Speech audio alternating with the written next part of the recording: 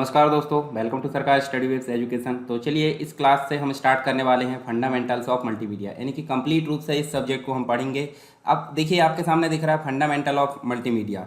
ये सब्जेक्ट है, ये कंप्लीट सब्जेक्ट है। जैसे कि आपको पता है, हम अगर सब्जेक्ट की डेफिनेशन जान लेते हैं, यानी कि सब्जेक्ट का अर्थ अगर हमको पता चल जाता है तो समझ लीजिए उस सब्जेक्ट का हमको निचोड़ पता चल गया है। और अब बात होती है उसको डिकोड करने की। तो यहाँ पे मैं सबसे पहले आपको सब्जेक्ट का क्या बताऊँगा, नाम जो है उसका अर्थ क्या है उसकी मीनिंग, ये सारी चीज़ हम देखेंगे। दूसरी उसके बाद जो है इसकी जो सारी चीज़ें वो एक एक करके देखने वाले हैं। तो पहले तो बात करते हैं फंडामेंटल ऑफ मल्टीमीडिया हमको पढ़ना क्यों है। तो पढ़ना क्यों है आपको पता है, अगर हमको सिलेबस पता चल जाए हमारे कोर्स का तो हमको आसानी होती है पढ़ने में। तो चलिए देख लेते हैं, पहले हम उस चीज़ को जानते हैं। यानी कि जब तक हमारे पास में कोई प्रॉब्लम नहीं होगी उसका सॉल्यूशन नहीं मिलेगा। यानी कि वही उदाहरण हम दे सकते हैं, जैसे कि आपको भूख लगती है तो भूख लगेगी तभी ना आप रोटी खाएंगे कि वैसे खा लेंगे। वैसे ज़बरदस्ती ठूस कर देखिए आप मुंह में, बिल्कुल नहीं। ठीक है, तो मतलब जब तक हमको ज़रूरत ना हो तब तक हम उस ओर जाते ही नहीं हैं। तो हमको ज़रूरत पहले पता होनी चाहिए कि ज़रूरत है क्या, तभी हम उस ओर जाएंगे ना। तो पहले हम देख लेते हैं हमारी ज़रूरत है क्यों। सबसे पहले आप देखिए, अगर आप पीजीडीसीए कर रहे हैं या फिर आप जो है कोई अन्य कोर्स कर रहे हैं तो उसमें भी आपको फंडामेंटल ऑफ मल्टीमीडिया यदि देखने को मिलता है तो ये जो वीडियो है वो आपके लिए काम आने वाला है। तो यहाँ आप देखिए पीजीडीसीए जो फर्स्ट सेमेस्टर होता है, 2 सेमेस्टर होते हैं आपको पता है। तो पीजीडीसीए फर्स्ट सेमेस्टर में आप देखिए 4th नंबर का पेपर, 4th नंबर के पेपर में आप देखिए ए नंबर का जो ऑप्शन है, 2 ऑप्शन रहते हैं उसमें भी, देखिए ए रहता है और एक बी रहता है। यहाँ देखिए सबसे पहला जो आपको फंडामेंटल ऑफ कंप्यूटर देखने को मिलेगा, इसका कंप्लीट वीडियो आपको मिल जाएगा प्लेलिस्ट में। ठीक है, कंप्लीट रूप से 5-6 घंटे का। उसके बाद जो है पीसी पैकेज का भी कंप्लीट वीडियो आपको मिल जाएगा। डेटाबेस एमएस एक्सेस का वीडियो भी आपको कंप्लीट मिल जाएगा। इसके अलावा अगर बी नंबर की बात करूँ मैं वीबी.नेट, तो वीबी.नेट का वीडियो भी आपको कंप्लीट मिल जाएगा। बचा फंडामेंटल ऑफ मल्टीमीडिया, तो ये भी मैं अभी कवर करा दूंगा, तो ये भी आपको कंप्लीट मिल जाएगा। इस हिसाब से अगर देखें तो पीजीडीसीए फर्स्ट सेमेस्टर के सारे सब्जेक्ट मेरे द्वारा कवर किए जाएंगे। ठीक है, तो आप डिस्क्रिप्शन बॉक्स में या फिर जो है आप प्ले लिस्ट में जाएंगे तो ये सारी चीज़ें आपको देखने को मिल जाएगी। चलिए फंडामेंटल ऑफ मल्टीमीडिया आपको देखने को मिल रहा है, देखिए यहाँ 5वें नंबर पे है। हालांकि ये 4th नंबर का पेपर है। कोड नंबर भी आप देख सकते हैं, कोड नंबर जो है जो पीजीडी से कर उनके लिए जरूरी है। हालांकि चेंज भी हो सकता है जब सिलेबस चेंज हो जाए, परंतु सिलेबस चेंज होगा तो पूरा पूरा चेंज नहीं होता, ये काम आ जाएगा आपको। तो यहाँ 50 नंबर का थ्योरी, ठीक है, 20 नंबर का आपका इंटरनल, 30 नंबर का प्रैक्टिकल, इस हिसाब से देखने को मिलता है टोटल 100 नंबर। चलिए देखते हैं कौन कौन सी चीज़ें हमको पढ़ना है इस सिलेबस में। तो आप देखिए, अगर आप कोर्स नहीं भी कर रहे हैं तो आपको मल्टीमीडिया पढ़ना है तो आप मल्टीमीडिया से रिलेटेड चीज़ें इसमें देख सकते हैं। क्या क्या चीज़ें पढ़ सकते हैं, सबसे पहले हम जानेंगे मल्टीमीडिया होता क्या है। तो मल्टीमीडिया के बारे में हम देखेंगे। उसके बाद मल्टीमीडिया की डेफिनेशन, कॉन्सेप्ट, इसकी आवश्यकता किन किन क्षेत्रों में है। अब मल्टीमीडिया हम जो है जानेंगे विस्तार से, पर इसकी जो आवश्यकता है वो उसके बाद हम विस्तार से जानने वाले हैं। डेवलपमेंट प्लेटफॉर्म, यानी कि मल्टीमीडिया जो चीज़ आप बनाते हैं उसके लिए डेवलपमेंट के लिए कौन कौन से प्लेटफॉर्म आपको उपलब्ध होते हैं और कौन कौन सी चीज़ों की आपको ज़रूरत होती है।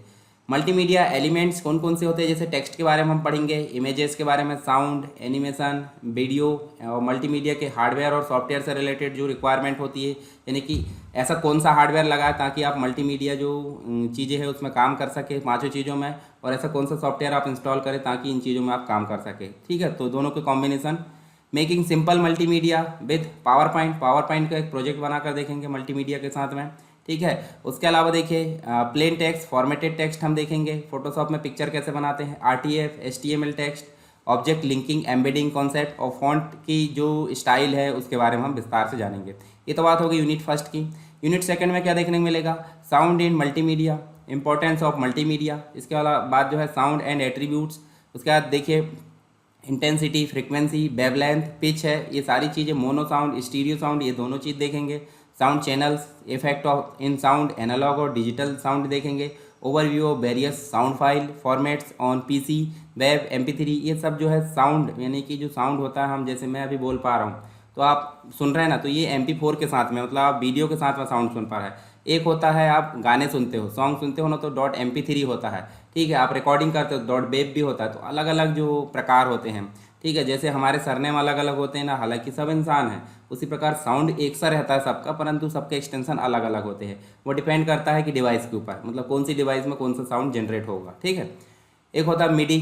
ठीक है, मिडी एक साउंड का प्रकार है। उसके अलावा देखिए आप देख सकते हैं software for sound editing. Sound editing के लिए सॉफ्टवेयर हम देखेंगे और साउंड एडिट करना भी देखेंगे, मिक्सिंग भी देखेंगे और 3D साउंड क्या होता है। तो ये चीज़ें आपको देखने को मिलेगी यूनिट 2 में। यूनिट 3 में क्या देखने मिलेगा, अब बात होती है, देखिए पहले हमने पढ़ लिए टेक्स्ट की, मतलब देखिए इसके 5 एलिमेंट होते हैं मल्टीमीडिया के, विस्तार से जानने वाले हैं। दूसरा होता है साउंड, तीसरा होता है ग्राफिक्स, जिसे हम इमेज भी बोल सकते हैं, ठीक है, ग्राफिक्स होता है। उसके बाद अब देखिए ग्राफिक्स से रिलेटेड सारी चीज़ पढ़ेंगे, तो आप देख सकते हैं ग्राफिक्स मल्टीमीडिया में ग्राफिक्स की क्या वैल्यू है।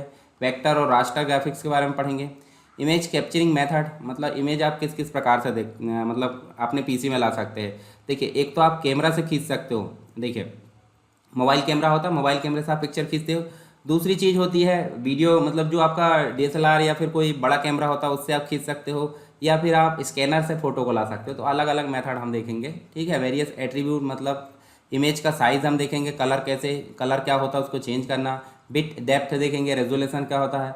वेरियस इमेज फाइल फॉर्मेट, जैसे कि आप देख सकते हैं कैमरा से आप खींचोगे मोबाइल में .jpg एक्सटेंशन के साथ आती है, पर वही आप बात करें कंप्यूटर के सॉफ्टवेयर की तो अलग अलग सॉफ्टवेयर अलग अलग प्रकार की फाइल को जनरेट करता है, तो उन्हीं को हम देखेंगे एक्सटेंशन के रूप में।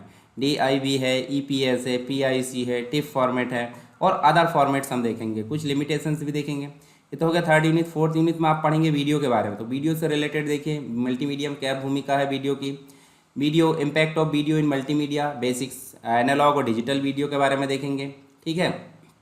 देखिए ब्रीफ नोट देखेंगे, video standard PAL NTSC, different format देखेंगे वीडियो के।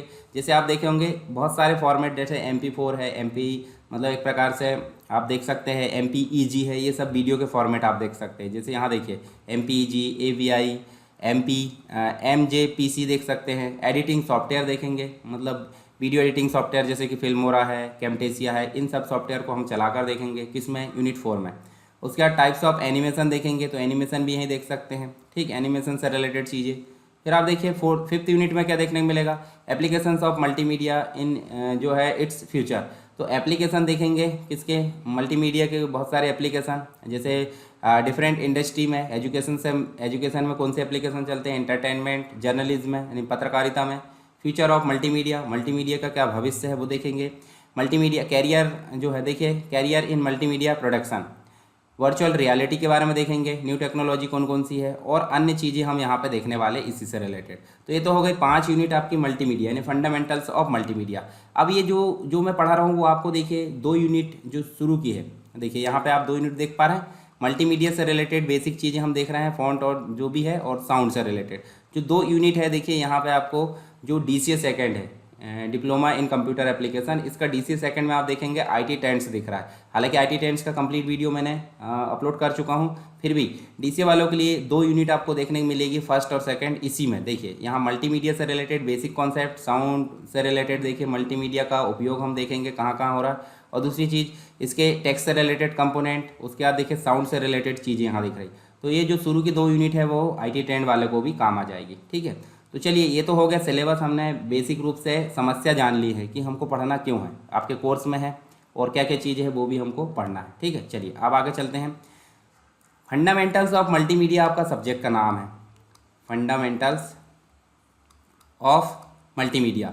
तो फंडामेंटल्स का मतलब क्या होता है, मूल हम जिसे बोलते हैं मौलिक रूप से, किसके, मल्टीमीडिया के। अब देखिए फंडामेंटल्स के बारे में हमको बेसिक रूप से पता चल गया, जैसे फंडामेंटल राइट होते हैं तो मूल अधिकार होते हैं, तो ये तो शब्द पता चल गया। पर मल्टीमीडिया का मतलब क्या है, मल्टी, देखिए यहाँ पे आप देख सकते हैं मल्टी का मतलब होता है अनेक, मल्टी का मतलब क्या होता है, अनेक, एक से अधिक। और मीडिया का मतलब होता है कोई संचार का साधन। संचार का साधन से मतलब जैसे मैं बोल पा रहा हूँ तो आप सुन रहे हैं ना, तो किसके थ्रू बोल पा रहा हूँ मैं, मतलब आप किसके थ्रू सुन पा रहे हैं, कंपनी यानी कि साउंड के थ्रू आप मुझे देख पा रहे हैं, यानी कि आप जो है वीडियो में देख पा रहे हैं मुझे, ठीक है। और जो स्क्रीन आपको दिख रही है वो कैसे दिख रही है, ग्राफिक्स के तौर पे दिख रही है, तो आप देख पा रहे हैं। देखिए संचार का या तो वीडियो के माध्यम से संचार हो सकता है, साउंड के माध्यम से हो सकता है। आप जो देखिए यहाँ टेक्स्ट देख पा रहे हैं, देखिए मल्टीमीडिया लिखा, टेक्स्ट लिखा, ग्राफिक्स लिखा, ये क्या है, ये है टेक्स्ट।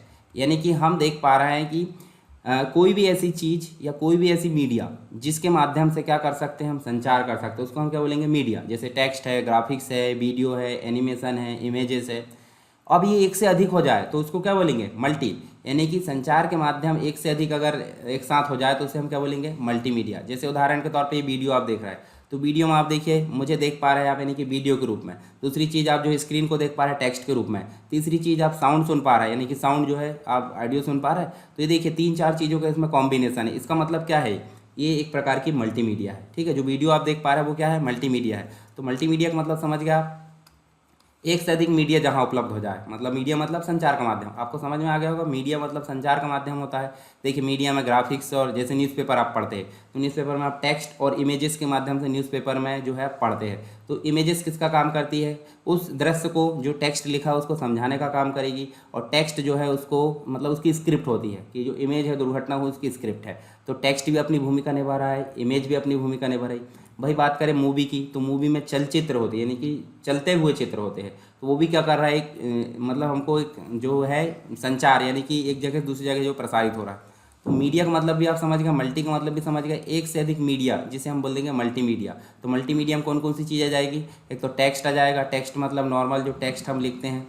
ग्राफिक्स आ जाएगी, ग्राफिक्स में देखिए इमेजेस आती है, ठीक है, वेक्टर ग्राफिक्स, रास्टर ग्राफिक्स, सभी चीज़ें हम विस्तार से जानेंगे।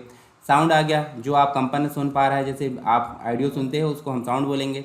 वीडियो जो आप देख पाते हैं, मूवी वगैरह, ठीक है, कोई भी वीडियो आप देखते हैं वो देख सकते हैं। एनिमेशन, अब उदाहरण के तौर पर मान लीजिए कोई चित्र है, अगर वो एनिमेट होकर आ रहा है तो वो क्या हो गया, एनिमेशन हो गया, मतलब हिलता डुलता चला आ रहा है। जैसे आप अगर उदाहरण के तौर पर देखें तो GIF जो फाइल होती है आपको व्हाट्सअप में देखने को मिलती है, स्टिकर वगैरह आते थे, स्टिकर थोड़ी देर के लिए ऐसे कंपन हिलते हैं डुलते हैं और बंद हो जाते हैं, उसे हम क्या बोलेंगे, उसे हम एनिमेशन बोलेंगे।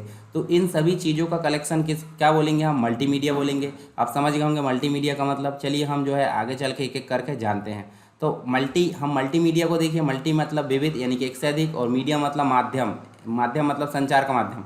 तो एक से अधिक संचार के माध्यम देखें तो मल्टीमीडिया कहलाते हैं, ठीक है। जैसे कि हम टेक्स्ट के बारे में बात करें, ऑडियो के बारे में बात करें, ग्राफिक्स के बारे में बात करें, एनिमेशन के बारे में बात करें, वीडियो के बारे में, तो इस सब का कलेक्शन क्या कहलाएगा, मल्टीमीडिया कहलाएगा। जिसके कंबाइन या कॉम्बिनेशन से क्या होता है, जो ऑडियंस रहते हैं उस तक पहुंचाया जाता है, यानी कि जो भी विचार होता है, जो भी चीज़ें हमको पहुंचाना है वो ऑडियंस तक पहुंचाई जा सकती है, ठीक है। Video, animation, audio, text, graphics, ये सारी चीज़ हमको देखने को मिलती है। आई होप मल्टीमीडिया का मतलब आपको समझ में आ गया होगा। आगे देखिए, वर्तमान में मल्टीमीडिया का जो प्रयोग है अनेक क्षेत्रों, जैसे कि मल्टीमीडिया प्रेजेंटेशन, ठीक है, उसके बाद मल्टीमीडिया गेम्स और बहुत सारी चीज़ों में इसका उपयोग किया जा रहा है। बिना मल्टीमीडिया के आज का जो जीवन है अधूरा सा लगेगा अगर मल्टीमीडिया हटा दिया जाए। जैसे टेक्स्ट अगर है, टेक्स्ट है, वीडियो है, इन सभी चीज़ों को हटा दे तो क्या मतलब रहेगा, ठीक है। मल्टीमीडिया प्रेजेंटेशन का मतलब क्या है, देखिए मल्टीमीडिया प्रेजेंटेशन जो होता है एक डिजिटल शो होता है। डिजिटल शो का मतलब जिसका प्रसारण जो है कोई कंप्यूटर डिवाइस या किसी से रिलेटेड जो कोई चीज़ से प्रसारित किया जाता है उसे हम क्या बोलेंगे, डिजिटल शो बोलेंगे। जिसकी विषय वस्तु जो होती है विभिन्न अलग अलग मीडिया टाइप, जैसे कि टेक्स्ट के रूप में हो सकती है, इमेजेस के रूप में हो सकती है, ग्राफिक्स के रूप में, ऑडियो के रूप में, वीडियो के रूप में, एनिमेशन के रूप में, इन सभी के कलेक्शन के द्वारा अगर डिजिटल शो हो रहा है तो उसे हम क्या बोलेंगे, मल्टीमीडिया प्रेजेंटेशन बोलेंगे, ठीक है। इसके गुण अगर देखें तो देखिए यूजेस ऑफ मल्टीमीडिया, यानी कि मल्टीमीडिया का वर्तमान में उपयोग हम देखेंगे, कहाँ कहाँ इसका उपयोग होता है। आज की डेट में कोई भी क्षेत्र इससे अछूता नहीं है बिना मल्टीमीडिया के।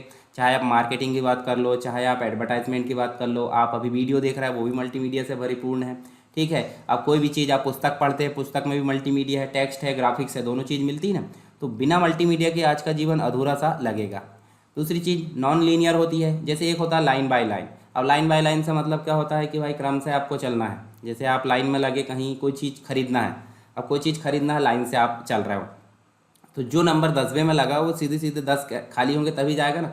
परंतु मल्टीमीडिया में नॉन लीनियर होता है। लीनियर तो एक क्रम से होता है, नॉन लीनियर का मतलब होता है कहीं से भी कुछ भी छलांग लगा देना। मान लीजिए आप जो है वीडियो प्ले कर रहा है, तो वीडियो प्ले कर रहा है तो आप देखिए बीच में प्ले करते हैं, मतलब शुरू से प्ले करें, आपको मूवी वहाँ से पसंद नहीं आया तब छलांग लगा स्किप कर दिया आपने वीडियो को, तो आप कहीं भी फॉरवर्ड आगे कर सकते हो, प्रीवियस कर सकते हो, कहीं से भी आगे पीछे जा सकते हो, तो उसे बोलते हैं नॉन लीनियर। इंटरैक्टिव, इंटरैक्टिव का मतलब होता है कि हम क्लिक करें तो पॉज हो जाएगा, क्लिक करें तो प्ले हो जाएगा। इसी प्रकार से हम जो है इंटरैक्टिव, यानी कि एक प्रकार से हम जो है संपर्क में रहते हैं, ठीक है। इंटीग्रिटी का मतलब क्या होता है, जुड़ाव, यानी कि देखिए आप वीडियो अभी देख रहे हैं ना, इसी का उदाहरण लेते हैं। वीडियो देख रहे हैं तो देखिए यहाँ टेक्स्ट भी है, ऑडियो, हाँ मैं बोल पा रहा हूँ वो आप सुन रहे हो, वीडियो जो दिख रहा है, तो इस सब चीज़ का कॉम्बिनेशन एक साथ जुड़ा है कि नहीं, तो सब चीज़ का जुड़ाव इसमें होता है। मल्टीमीडिया का एक विशेष गुण देखने को मिलता है। डिजिटल रिप्रेजेंटेशन, मल्टीमीडिया एक खास तौर पर डिजिटल रिप्रेजेंटेशन है। कैसे, आप इसका प्रयोग जो इसका जो डिस्प्ले है, यानी कि इसको शो कराने के लिए आप डिजिटल डिवाइस या डिजिटल रूप से प्रेजेंट कर सकते हैं। जैसे अभी आप जो है आप मोबाइल की स्क्रीन पे या लैपटॉप पे आप जो है इस वीडियो को देख पा रहे हैं, तो वो क्या है, एक प्रकार से डिजिटल रिप्रेजेंटेशन है। चलिए आगे चलते हैं, हम यहाँ देखते हैं यूजेस ऑफ मल्टीमीडिया। तो यूजेस ऑफ मल्टीमीडिया में देखिए, मल्टीमीडिया प्रेजेंटेशन पहली और सबसे महत्वपूर्ण विशेषता है। कई प्रकार के माध्यम का प्रयोग करना होता है इसमें, जैसे कि ऑडियो का प्रयोग हम करते हैं, टेक्स्ट का प्रयोग हम करते हैं, ग्राफिक्स का, एनिमेशन का, वीडियो का, इन सभी का कॉम्बिनेशन यहाँ देखने को मिलता है, इन सब का प्रयोग होता है। ठीक है। अब टेक्स्ट जो है सबसे पहले नंबर पर आता है। बिना टेक्स्ट के कोई भी चीज़, आप एडवर्टाइजमेंट देख लिए, फ्लैक्स देख लिए, सारी चीज़ आप देखिए, वहाँ पे आपको टेक्स्ट जरूर मिलेगा। एक स्थिति में आप देखें तो अगर आप मूवी प्ले करते तो मूवी के सबटाइटल में भी आपको टेक्स्ट दिखेगा। तो टेक्स्ट क्या है, इस हायरार्की में, इस मतलब इस कैटेगरी में सबसे टॉप पर टेक्स्ट आएगा। दूसरी हायरार्की में आपको इमेजेस देखने को मिलती है। आप पुस्तक ले लीजिए, न्यूज़पेपर ले लीजिए, तो आपको इमेज जरूर देखने को मिलेगी। सबसे आसान लेवल होता है टेक्स्ट। मल्टीमीडिया में आने वाले कई वर्षों तक जो है संचार का मुख्य माध्यम टेक्स्ट ही था, पर धीरे धीरे अपग्रेड हुआ, जैसे इंटरनेट, वर्ल्ड वाइड वेब से कुछ वर्तमान में जो क्रांति हुई उसमें टेक्स्ट पहले से कहीं ज़्यादा बढ़ गया है। एक पिक्चर का महत्व जो है 1000 शब्दों से अधिक होता है। मतलब आप टेक्स्ट लिखोगे, उसको पढ़ने के बजाय कोई आप पिक्चर दर्शा दोगे, कोई कार्टून दर्शा दोगे, तो उस कार्टून को देख के लोग बाग आसानी से समझ सकते हैं। यानी कि पिक्चर का जो महत्व है वो 1000 टेक्स्ट से ज़्यादा होता है। ठीक है, 1000 शब्दों से। पिक्चर दो तरह की होती है। एक वास्तविक पिक्चर होती है, मतलब जो दिखती है, जैसे आप किसी की इमेजेस खींच लेते हो, पिक्चर जो है कैप्चर कर लेते हो, तो वो सेम टू सेम दिख रही है, यानी कि वास्तविक इमेज कहलाएगी।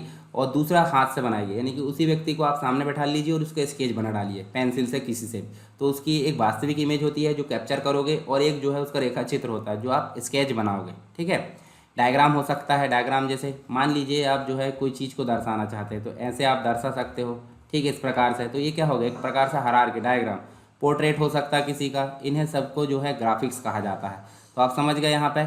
अब देखिए बिजनेस में मल्टीमीडिया एप्लीकेशन में देखिए साउंड या ऑडियो यूज़र को उत्पादों का वर्णन करने, यानी कि आप जो कोई चीज़ को समझाना चाहते थे, आप प्रेजेंटेशन में अपना ऑडियो रिकॉर्ड कर सकते हैं, उस प्रेजेंटेशन को देख कर सामने वाला समझ सकता है। निर्देश देने के लिए, प्रेजेंटेशन को बेहतर बनाने के लिए, किसी एक्शन को जो है करने के लिए दर्शकों द्वारा शब्द का संकेत प्रदान करता है, यानी कि ऑडियो इस प्रकार से हमारी सहायता करता है प्रेजेंटेशन में। मूवी या वीडियो, इमेज या साउंड का मिश्रण होता है, यानी कि कोई भी मूवी में आप देखे होंगे साउंड का कॉम्बिनेशन रहता है, बिना साउंड के वो मूवी अधूरी रहती है। वह मूवी जो वास्तविक विश्व की घटनाएं जो है उसको सम्मिश्रण होती है। मूवीज़ को वास्तविक विश्व की घटनाओं को दर्शाने के लिए उपयोग किया जाता है। मोशन पिक्चर होती है, चलित, यानी कि चलित पिक्चर हम बोल सकते हैं। ठीक है, चलित पिक्चर यानी चलचित्र, यानी कि मूवी हम बोल सकते हैं। मैग्नेटिक मीडिया पर भी जो है रिकॉर्ड की जाती है। मैग्नेटिक मीडिया का मतलब होता है चुंबकीय जो ड्राइव होती है, जैसे कि हार्ड ड्राइव हो सकती है, या फिर आप जो सीडी डीवीडी की बात कर ले, वो जो काल्पनिक या कृत्रिम दृश्यों को दर्शाती है, जो एनिमेशन कहलाता है। ठीक है, चलिए आगे चलते हैं। यहाँ पे आप देखिए नॉन लीनियर जो प्रेजेंटेशन होता है, दूसरा गुण हमने देखे थे। जैसे आप टीवी, आपके घर में सेटअप बॉक्स लगा होगा, सबके घर में डीटीएच लगा होगा, फ्री डिश जो भी होता है, तो आप कोई सीरियल देखते होंगे, मतलब जो टीवी शो होता है, या फिर कोई मूवी देखते होंगे। अब मूवी में सॉन्ग आया तो आप स्किप कर पाते हैं? बिल्कुल नहीं। तो ये क्या होगा, लीनियर। परंतु डिजिटल रिप्रेजेंटेशन में जब आप मल्टीमीडिया का उपयोग करोगे तो मल्टीमीडिया में क्या होता है, नॉन लीनियर होता है। नॉन लीनियर का मतलब होता है, आप जैसे ये देखिए, ये आपको देखने को मिलेगा। यहाँ पे अगर मैं कोई चीज़ प्ले करता हूँ, चलिए मैं ये वीडियो प्ले कर देता हूँ। देखिए यहाँ से आगे हम जो है इसको आगे पीछे कहीं से भी प्ले और पॉज कर सकते हैं। ये जो है इंट्रो है हमारे वीडियो का, तो यहीं से हम आगे पीछे कर सकते हैं। जैसे देखिए इसमें जैसे वीएलसी प्लेयर आपने यूज़ किए होंगे, तो देखिए प्ले, पॉज, देखिए स्टॉप, ये सारी चीज़ हम कर सकते हैं। तो ये क्या कहलाता है, नॉन लीनियर, यानी कि नहीं किसी भी क्रम के आप कहीं से भी छलांग लगा सकते हैं। ठीक है, रेंडमली। अब देखिए आगे चलते हैं। इंटरैक्टिव प्रेजेंटेशन, हर एक जो चीज़ है, मतलब टेक्स्ट हो गया या जो भी, मतलब एक इंटरेक्टिव वे में होता है। मतलब वीडियो स्टार्ट करना है तो स्टार्ट करने के लिए हम प्ले बटन दबा देते हैं, स्टॉप करना तो स्टॉप बटन दबा देते हैं, पॉज करना तो पॉज दबा देते हैं। प्रेजेंटेशन में भी ऐसी स्थिति देखने को मिलती है, तो इसे क्या बोलते हैं, इंटरेक्टिव रिप्रेजेंटेशन बोलते हैं। ठीक है, म्यूज़िक को रोक भी सकते हैं। तीसरा होता है, नेक्स्ट होता है इंटीग्रिटी। तो मल्टीमीडिया जो होती है, देखिए मीडिया कई प्रकार से उपस्थित होती है और सभी को एक साथ हम क्या करते हैं, कंबाइन करके शो करते हैं, तो इसे ही हम क्या बोलेंगे, इंटीग्रिटी बोलेंगे। ठीक है, डिजिटल रिप्रेजेंटेशन, मतलब कोई भी मल्टीमीडिया चीज़ हो उसे हम जो है डिजिटल रूप से ही रिप्रेजेंट करेंगे। ठीक है, मतलब जैसे डिजिटल रूप से रिप्रेजेंट, आप देखिए यहाँ देखिए सूचना तक पहुँचने के लिए जो होता है, इसके दो प्रकार हो सकते हैं। सिक्वेंशियल होता है, जिसे हम सीरियल भी बोलते हैं। सीरियल मतलब आप लाइन पे लगे हो, लाइन पे मतलब कहीं आप जो है कोई चीज़, बिजली बिल आपको पे करना, हालांकि घर से पे कर दे रहा है। पुराना समय याद कीजिए, जब आप कोई चीज़ के लिए लाइन पे लगे हो, तो लाइन पे लगे, मान लो आपका 10वां नंबर है, तो 10 9 आगे के खाली होंगे तभी आपका नंबर लगेगा ना, कि आप छलांग लगा दोगे डायरेक्ट। तो ये तो हो गया सीरियल, यानी कि सिक्वेंशियल। अब डायरेक्ट या रैंडमली, डायरेक्ट रैंडमली का मतलब होता है कि बिना क्रम के, मतलब जहाँ पे लाइन नहीं लगी होती है। तो ऐसी स्थिति कहाँ देखने को मिलती है? तो अभी वर्तमान में बहुत सारी जगह आपको बिना क्रम के ही देखने को मिलती है, ठीक है। तो डायरेक्ट हम कैसे बोल सकते हैं, आप हार्ड डिस्क की बात कर लीजिए। आप डी ड्राइव में कोई चीज़ सेव करे हो तो आपको सी से होते हुए नहीं जाना पड़ेगा, आप डायरेक्ट डी ड्राइव में जा सकते हैं, कोई भी फोल्डर में कहीं से भी जा सकते हैं, उसको बोलते हैं डायरेक्ट, या फिर हम उसको बोलेंगे रैंडम। तो दो प्रकार का जो रिप्रेजेंटेशन विधि है वो आप देख सकते हैं। यहाँ देखिए, यहाँ सिक्वेंशियल में अगर आपको 8 तक पहुँचना है, यहाँ देखिए 8, तो आपको 1, फिर आपको 2 में जाना पड़ेगा, फिर 3 में, फिर 4 में, फिर 5, 6 और फिर 7 और फिर 8। पर वही बात अगर मैं यहाँ पे करूँ, आपको 5 में जाना है, तो आप देखिए 1 से सीधे 5 में भी जा सकते हैं, 1 से सीधे देखिए यहाँ से जा सकते हैं, मतलब कोई भी जगह आप जो है आसानी से छलांग लगा सकते हैं। इसका मतलब है रैंडम एक्सेस इसे बोलते हैं, या फिर इसको हम बोलते हैं डायरेक्ट, और इसको बोलते हैं सिक्वेंशियल, या फिर इसको बोलते हैं सीरियल, ठीक है। आप समझ गए होंगे। चलिए, रैंडम, ये हमने तीनों चीज़ें पढ़ ली। इसकी पीडीएफ मैं आपको प्रोवाइड कर दूंगा, आप जो है इसको एक बार पढ़ लेंगे। वीडियो देखने के बाद अगर आप एक बार पढ़ लेते हो, ठीक है, इस पीडीएफ को, तो आपका जो मल्टीमीडिया है वो सारी चीज़ें यहाँ पे कवर हो।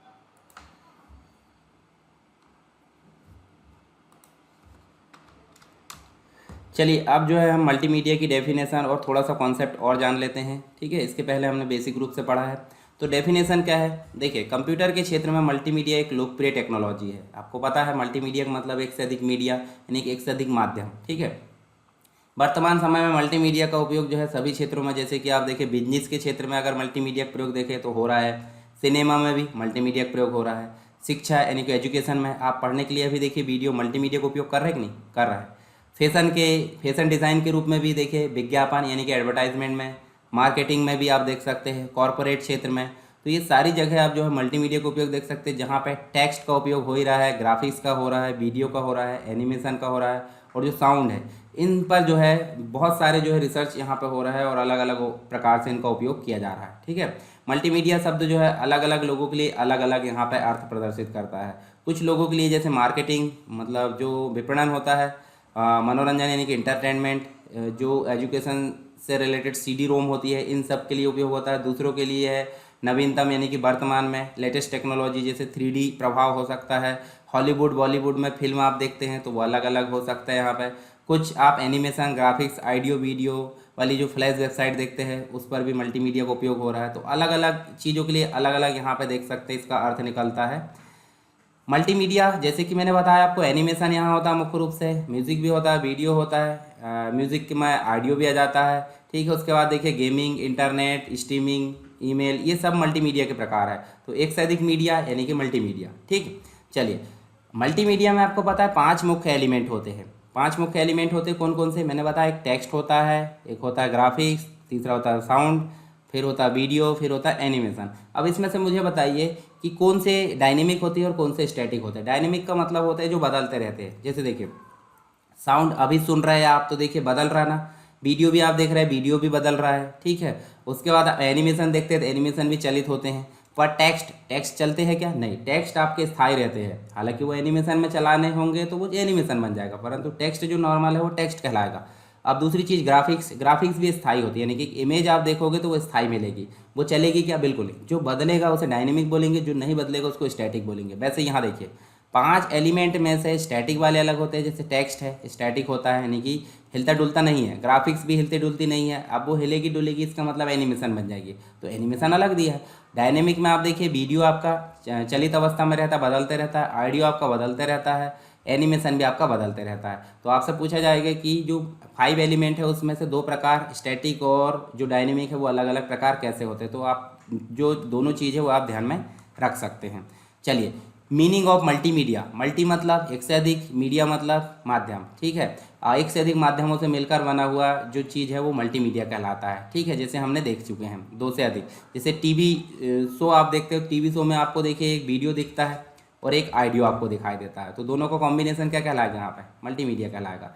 आप बुक्स अगर देखें आपकी पढ़ने की, आपने बुक्स से तो बहुत पढ़ा होगा, अभी वर्तमान में भी आप बुक का सहारा लेते होंगे, हालांकि बहुत कम हो चुका है। इलेक्ट्रॉनिक डिवाइस आने से जो है बुक का उपयोग काफ़ी कम हो चुका है, फिर भी बुक का अपना एक महत्व है। तो बुक में आप देखे होंगे 2 चीज़ देखने को मिलती है, एक तो मिलता है टेक्स्ट और एक मिलती है ग्राफिक्स, ठीक है। दोनों चीज़ देखने को मिलती होगी।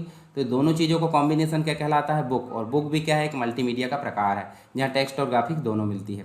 डेफिनेशन भी हमने देख ली है। एनिमेशन देखिए, टेक्स्ट है, एनिमेशन है, ऑडियो वीडियो सबका कॉम्बिनेशन जो है, ग्राफिक्स, इनका कॉम्बिनेशन क्या कहलाएगा? मल्टीमीडिया कहलाएगा।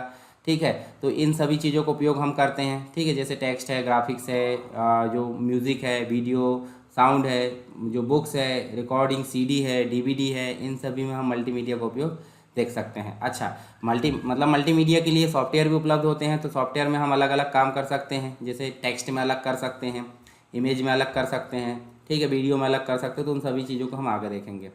देखिए, ऐसा कंप्यूटर सिस्टम जिसमें मल्टीमीडिया सूचना निर्माण, मतलब मल्टीमीडिया जो इन्फॉर्मेशन उसका क्रिएशन हो रहा है, स्टोरेज हो रही है, उसको डिस्प्ले यानी प्रेजेंटेशन हो रहा है, उसमें एडिटिंग हो रही है, उसको एक्सेस किया जा रहा है। इन सभी उद्देश्य से दो या अधिक प्रकार के माध्यम, जैसे कि माध्यम कौन कौन से हो सकते हैं? टेक्स्ट हो सकता है, ग्राफिक्स, साउंड, वीडियो, इन सबको एकीकृत करने की क्षमता होती है। तो उसे ही मल्टीमीडिया कंप्यूटर सिस्टम कहा जाता है। बोला क्या जा रहा है?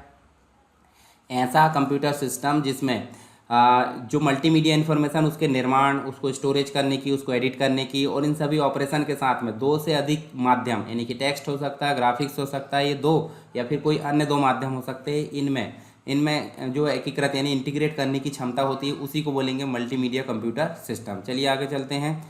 मल्टीमीडिया की ज़रूरत, मतलब नीड्स ऑफ मल्टीमीडिया, आवश्यकता क्या है? जैसे आपसे पूछा जाता है मल्टीमीडिया की आवश्यकता, तो मल्टीमीडिया हमारे लिए काफ़ी उपयोगी है। ये चीज़ आपको पता होगी। जैसे वर्तमान में डेली के काम के लिए भी काफ़ी सहायता प्रदान करते हैं मल्टीमीडिया। इसका मुख्य उद्देश्य जो है लोगों के साथ कम्युनिकेट करना। ठीक है, जैसे आप घर हो या ऑफिस हो, उसमें आप मल्टीमीडिया का उपयोग कर रहे हो। मल्टीमीडिया जो है, आप म्यूज़िक सुन सकते हो।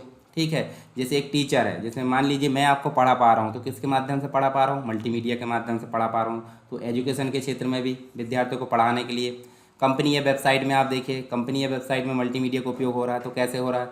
एक कंपनी जो है, एक मतलब जो दूसरी जैसे एक मान लीजिए कोई प्रेजेंटेशन आपने बनाया, ठीक है, आपके प्रोडक्ट का आप मार्केटिंग करना चाहते हैं, तो आप जो विभिन्न उपभोक्ताओं या फिर अपने जो एजेंट है उनके सामने उस प्रोडक्ट की जो है मार्केटिंग कर सकते हो। कंपनी की वेबसाइट के माध्यम से भी आप कर सकते हो, प्रेजेंटेशन के माध्यम।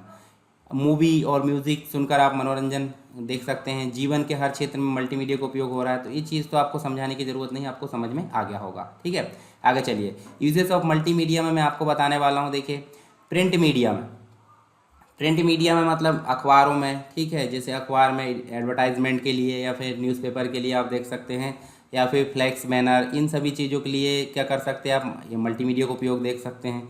ठीक है, उसके अलावा इलेक्ट्रॉनिक पब्लिकेशन की अगर बात करें, तो इलेक्ट्रॉनिक पब्लिकेशन में भी आप जो है मल्टीमीडिया का उपयोग देख सकते हैं। एंटरटेनमेंट यानी मनोरंजन के लिए और गेम्स के लिए भी उपयोग कर सकते हैं।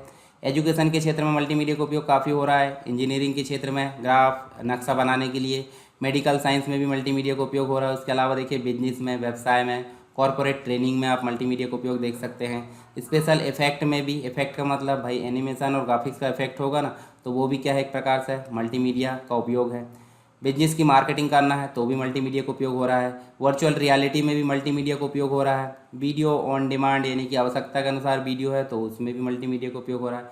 इंटरैक्टिव टेलीविज़न, ठीक है, इसके अलावा इंफॉर्मेशन सिस्टम हो, नेविगेशन सिस्टम हो, इलेक्ट्रॉनिक सेल्स हो, libraries and presentation of national literature, इन सभी में आपको मल्टीमीडिया का उपयोग देखने को मिलता है। तो चलिए एक एक करके थोड़ी थोड़ी चीज़ें जान लेते हैं, आगे की चीज़ें बाद में देखेंगे। ठीक, मल्टीमीडिया इन बिजनेस यानी व्यवसाय के क्षेत्र में मल्टीमीडिया का उपयोग। आप देखिए यहाँ स्क्रीन पर आपको दिख रहा है एक एलईडी या डिस्प्ले लगा हुआ है। डिस्प्ले में 4 व्यक्ति सामने बैठे हुए हैं, और यहाँ पे देखिए ये इधर जो है वास्तविक रूप से 4 व्यक्ति बैठे हैं। तो आपस में इनमें जो है कम्युनिकेशन हो रहा है, यानी कि हम बोल सकते हैं वीडियो कॉन्फ्रेंसिंग हो रही है। वीडियो देखिए, कॉन्फ्रेंसिंग का मतलब एक से अधिक व्यक्ति आपस में जुड़कर जो है कुछ कम्युनिकेशन करते हैं, विचारों का आदान प्रदान, तो उसे हम क्या बोलेंगे? कॉन्फ्रेंसिंग। पर यहाँ पे क्या हो रही है? वीडियो के माध्यम से कॉन्फ्रेंसिंग हो रही है। मतलब एक प्रकार से सामने वाला व्यक्ति दिख रहा है और हम भी दिख रहे हैं, तो आपस में एक से अधिक व्यक्ति एक दूसरे को दिख रहा है, तो विचारों का आदान प्रदान हो रहा है। तो यहाँ पे हम बोल सकते हैं क्या? Video conferencing. तो मल्टीमीडिया बिजनेस के क्षेत्र में मल्टीमीडिया देखिए वीडियो कॉन्फ्रेंसिंग के माध्यम से जो है बिजनेस से रिलेटेड वार्तालाप हम कर सकते हैं यहाँ पे। ठीक है, तो ये आप इसके बारे में देखिए, प्रेजेंटेशन देख सकते हैं बिजनेस में, training, marketing, advertising, simulation, network communication, ये सारी चीज़ें देखने को मिलती है। आप इसको एक बार पढ़ लेंगे तो आपको आसानी से ये चीज़ें समझ में आ जाएगी। चलिए मैं आपको यहाँ कॉन्सेप्ट बताने वाला हूँ। आपको ज़्यादा मतलब एक प्रकार से मेरा उद्देश्य है कि मल्टीमीडिया का कॉन्सेप्ट आपको क्लियर करके इस वीडियो में कवर करना पूरा, ठीक है। पर आपको कोई भी वीडियो देख लीजिए आप दुनिया का, या फिर कोई भी चीज़ें पढ़, आप खुद से नहीं पढ़ोगे तब तक आपकी सारी चीज़ें कवर होने वाली बिल्कुल नहीं है। तो ये चीज़ तो आप जान लीजिए, पर कॉन्सेप्ट समझने के लिए आप देख सकते हैं। तो कॉन्सेप्ट आप समझ लीजिए कम समय में, और फिर आप एक बार पढ़ लीजिए, ठीक है। तो आपको आसानी से समझ में जाएगा। मल्टीमीडिया ऑफिस में अगर देखें तो ऑफिस में भी मल्टीमीडिया का उपयोग होता है, ठीक है। जैसे एम्प्लॉय आईडी, वीडियो एनोटेशन है, इस इमेज कैप्चरिंग हार्डवेयर है, इसका प्रयोग किया जाता है, ठीक है। रियल टाइम टेली कॉन्फ्रेंसिंग है, ये ऑफिस में देखें। प्रेजेंटेशन डॉक्यूमेंट को ईमेल के माध्यम से भेजा जाता है तथा वीडियो कॉन्फ्रेंसिंग भी उपलब्ध होती है। लैपटॉप, कंप्यूटर, हाई रेजोल्यूशन और प्रोजेक्टर मल्टीमीडिया प्रेजेंटेशन के लिए सामान्य तरीके हो चुके हैं। मोबाइल फ़ोन में ब्लूटूथ या वाईफाई कम्युनिकेशन, जो टेक्नोलॉजी है बिजनेस के लिए कम्युनिकेशन काफ़ी सम्मिलित होते हैं यहाँ पर। इसके बाद स्कूल की अगर बात करें तो देखिए स्कूल में यहाँ मान लीजिए प्रोजेक्टर लगा है, ठीक है। प्रोजेक्टर लगा, प्रोजेक्टर में कंप्यूटर की स्क्रीन दिख रही है, तो यहाँ टीचर के माध्यम से इस प्रोजेक्टर के द्वारा या फिर एनिमेशन के द्वारा इन बच्चों को पढ़ाया जा सकता है, ठीक है। तो उससे क्या हो रहा है, मल्टीमीडिया स्कूल में भी उपयोग हो रही है। क्या हो रही है, जो एजुकेशन है उसको प्रोवाइड करने के लिए उपयोग हो रही है। यानी कि कंप्यूटर की ट्रेनिंग हम कैसे दे सकते हैं, इस प्रेजेंटेशन यानी कि मल्टीमीडिया के माध्यम से, ठीक है। चलिए आगे चले, तो इसके बारे में आप पढ़ लेना एक बार। आप घरों की बात करें तो घर में आप देख सकते हैं जैसे टीवी चल रही है, टीवी में आप देखिए मूवी चल रही है, हॉलीवुड मूवी देखिए घर में देख रहे हैं, तो ये क्या हो रहा है, एंटरटेनमेंट। यानी कि घर में जो है मल्टीमीडिया का उपयोग हम कर सकते हैं। दूसरी चीज़, अगर ये टीवी या फिर जो हाउसवाइफ है वो अगर मोबाइल से कोई कुकिंग का वीडियो या फिर और कोई चीज़ का वीडियो देखें, कोई सिलाई करने वाली महिला सिलाई में देखें, तो ये जो है घरों में मल्टीमीडिया का उपयोग काफ़ी तेज हो चुका है। इसके अलावा देखिए गेम्स में भी होता है। पर यहाँ देखिए पब्लिक प्लेस की अगर बात करें, पब्लिक प्लेस में जैसे एटीएम मशीन लगी है या कस्टमर के लिए जो कुछ सहायता के लिए जैसे इंक्वायरी मशीन है, तो यहीं से देखिए हम जो है यहीं से कुछ बटनों का प्रयोग करके हमारी रिक्वायरमेंट की जो जानकारी उसको प्राप्त कर सकते हैं, निर्देश प्राप्त कर सकते हैं। तो पब्लिक प्लेस की बात की जाए, पब्लिक प्लेस में तो ये सहायता हो सकती है कुछ व्यक्तियों की मल्टीमीडिया एंड पब्लिक प्लेस में, ठीक है। चलिए यहाँ देखते हैं वर्चुअल रियलिटी। जैसे हम अभी अगर वर्तमान में पर्वत पर चढ़े या फिर कार चला रहा है, तो वर्तमान में चला रहा है कोई दिक्कत नहीं चला रहा है, पर यदि हमको ड्राइविंग सीखना है तो उसके पहले हमको देखिए यहाँ वर्चुअल रियलिटी सिमुलेशन वाली जो टेक्निक होती है उसमें हम देखिए वीआर बॉक्स लगा लिए और यहाँ पे हमको लग रहा है कि हम जो है कार चला रहा है, तो हमको फील आता है, ठीक है। जैसे कहीं टकराने वाले थे हमको कंट्रोलिंग, तो कार चलाने से पहले ये सिमुलेशन टेक्निक वर्चुअल रियलिटी यानी कि रियलिटी होती है पर वर्चुअल होती है। कैसी होती है, आभासी होती है। आप आभास बस कर सकते हैं, ऐसा नहीं है कि आप कार चला रहे कहीं आप जो है वर्चुअल रियलिटी में किसी से टकरा गए तो आप सामने से टकरा गए, ऐसा नहीं होता। तो एक काल्पनिक रूप से घटनाओं का एहसास वर्चुअल रियलिटी कहलाता है। तो यहाँ पे भी मल्टीमीडिया का उपयोग हो रहा है। एडवर्टाइजमेंट में आप देखें तो देखिए या तो आप जो है प्रिंट मीडिया वाले एडवर्टाइजमेंट की बात कर लीजिए या फिर जो है सोशल मीडिया एडवर्टाइजमेंट, कहीं भी तो डिजिटल रूप से एडवर्टाइजमेंट हो तो भी मल्टीमीडिया का उपयोग हो रहा है, या फिर जो है आप जहाँ भी देखें तो एडवर्टाइजमेंट का उपयोग हर जगह उपयोग हो रहा है। मतलब मल्टीमीडिया का उपयोग करके एडवर्टाइजमेंट को प्रदान किया जा रहा है। विज्ञापन या एडवर्टाइजमेंट क्यों दिए जाते हैं, लोगों को आकर्षित करने के लिए, चीज़ तो आपको पता होगी। उसके बाद एडवर्टाइजमेंट के कुछ प्रकार होते हैं, जैसे प्रिंट से रिलेटेड विज्ञापन में क्या क्या चीज़ें देखने को मिलती है, टेक्स्ट हो गया, ग्राफिक्स हो गया, इमेजेस, ये चीज़ें देखने को मिलती है।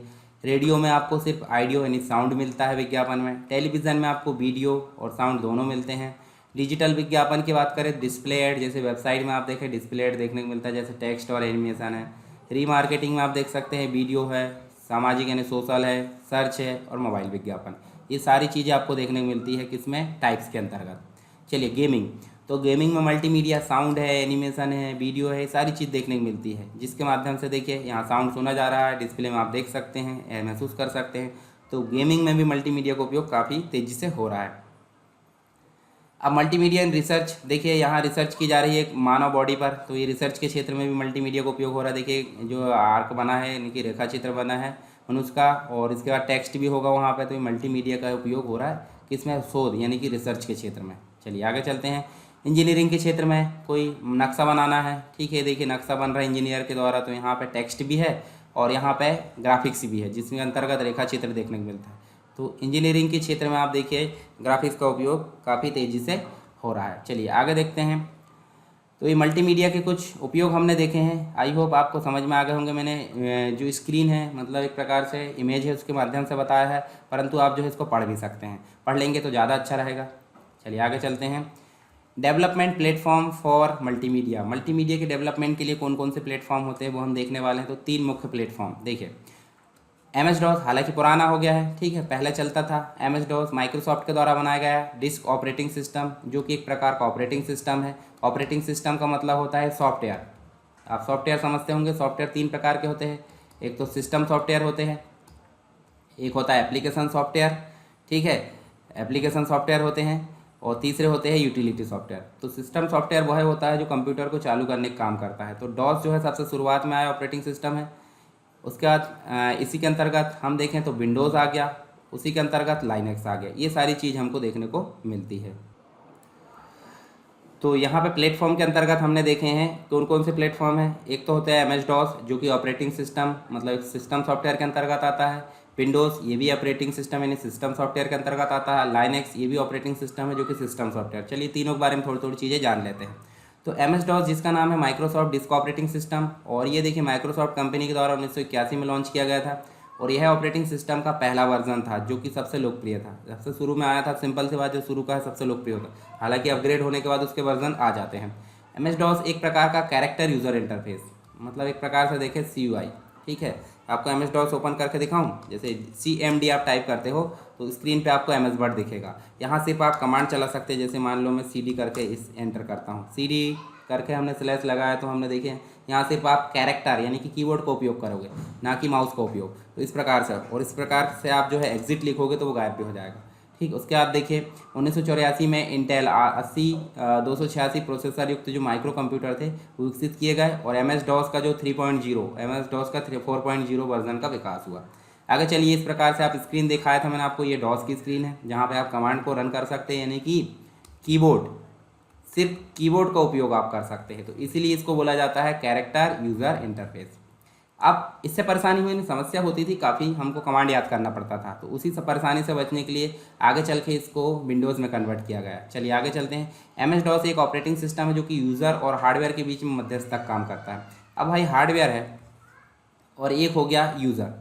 तो यूज़र डायरेक्ट अगर मशीन को ठोक पीट के बोलेगा तो काम करेगा क्या? बिल्कुल नहीं करेगा। परंतु बीच में एक मीडिएटर लगा दें जिसे हम बोलते हैं सॉफ्टवेयर, और सॉफ्टवेयर भी कौन सा? System software. सिस्टम सॉफ्टवेयर में डॉस, तो डॉस हो गया एक प्रकार का मीडिएटर जो कि यूज़र और हार्डवेयर के बीच में कम्युनिकेशन कर रहा है। ऑपरेटिंग सिस्टम कंप्यूटर में हार्डवेयर एवं सॉफ्टवेयर को कंट्रोल ही नहीं करता, बल्कि उनके बीच में परस्पर संबंध भी स्थापित करता है। यानी क्या यूज़र चाह रहा है उस हिसाब से हार्डवेयर काम करता है, और हार्डवेयर के अनुसार फिर यूज़र उसको फिर से डायरेक्शन देता है। एम एस डॉस में कीबोर्ड की सहायता से कमांड दिए जाते हैं, और डॉस इन कमांड को समझकर अपने कार्य को कंप्लीट करता है और आउटपुट को दिखाता है। अब कैरेक्टर यूज़र इंटरफेस से प्रॉब्लम हुई तो आगे चल कर के आया GUI। GUI का मतलब ग्राफिक्स यूज़र इंटरफेस। ग्राफिक्स का मतलब आपको एक आइकॉन दिखा, आइकॉन में आपने क्लिक करे, काम हो गया। तो आपको टाइप करना पड़ रहा है क्या? बिल्कुल नहीं, मतलब माउस के थ्रू आप काम कर रहे हैं। तो मतलब जहाँ माउस का उपयोग हो रहा है, समझ लीजिए क्या है वो, ग्राफिकल यूज़र इंटरफेस। तो विंडो इसी से परिपूर्ण था। तो विंडो यहाँ विकास हुआ, और विंडो को बनाने वाले व्यक्ति का नाम, मतलब बनाने वाली कंपनी माइक्रोसॉफ्ट थी, ठीक है। विंडोज़ एक graphical user interface operating system है। बिल गेट्स यानी कि माइक्रोसॉफ्ट के जो व्यक्ति है, 10 नवंबर 1983 को माइक्रोसॉफ्ट विंडोज़ की इन्होंने घोषणा की। उसके बाद पहला वर्जन 1.0 जो कि 20 नवंबर 1985 को पेश किया गया। फिर ये विंडोज़ ऑपरेटिंग सिस्टम जो था OS के रूप में जाना जाने वाला, यानी ऑपरेटिंग सिस्टम रूप में जाने वाला प्रोग्राम का एक समूह था जो एक पर्सनल कंप्यूटर को नियंत्रित करता था। पर्सनल कंप्यूटर मतलब जैसे आप देखिए एक लैपटॉप है, एक PC, डेस्कटॉप है, इन सब की बात कर सकते हैं। विंडोज़ सबसे पहला डॉस ऑपरेटिंग सिस्टम के अंतर्गत एक सॉफ्टवेयर के रूप में आया, जिसका विंडोज़ 3.0 संस्करण सबसे लोकप्रिय हुआ। उसके बाद 1995 में एक विंडोज़ आया जिसे बोला जाया सन के हिसाब से 1995, यानी कि विंडोज़ 95। फिर धीरे धीरे 98 आया, 2000 आया, 2000 इसके बाद XP आया, XP के बाद 7 आया, 8 आया, 8.1 आया, फिर 10 आया, और अभी वर्तमान में 11 चल रहा है, ठीक है। तो देखिए विंडोज़ 95, विंडोज़ 98, फिर 2000 मिलेनियम, एक्सपीरियंस, NT, ठीक है, नेटवर्किंग के लिए विस्टा आया, 7 आया, 8 आया, 8.1, 10, और अभी वर्तमान में देखिए विंडोज़ 11। हालांकि अभी इतना सक्सेस नहीं है, क्योंकि जब भी कोई शुरू में बनती है तो वो अपग्रेडेशन मोड में होती है, यानी कि वो जो होता है बीटा वर्जन एक प्रकार से अभी स्टेबल नहीं हुआ है, तो उसमें अपडेशन चल रहा है, ठीक है। मेरे सिस्टम में भी पहले विंडोज़ 11 था, पर मुझे वापस विंडोज़ 10 में आना पड़ा। क्यों? क्योंकि उसमें कुछ जो है बग्स आ रही थी, तो बग को कम करने के लिए अभी मैं जो है विंडोज़ 10 ही चला रहा हूँ। पर भविष्य में जो है आप लेटेस्ट वर्जन चलाओगे तो मैं विंडोज़ 11 में चला जाऊँगा, ठीक है। तो इस हिसाब से देखिए, ये देखिए टास्क बार में जो स्टार्ट बटन है वो सेंटर में चली गई विंडोज़ 11 में।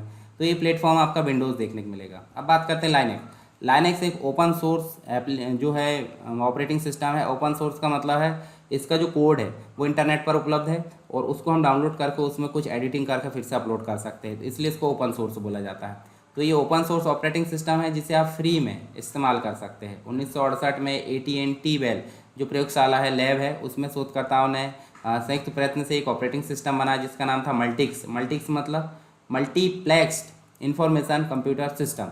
1969 में इन्होंने यूनिक्स का विकास किया और लाइनेक्स का विकास यूनिक्स से ही हुआ, यानी कि यूनिक्स का अपग्रेड वर्जन जो है क्या कहलाएगा, लाइनेक्स कहलाएगा।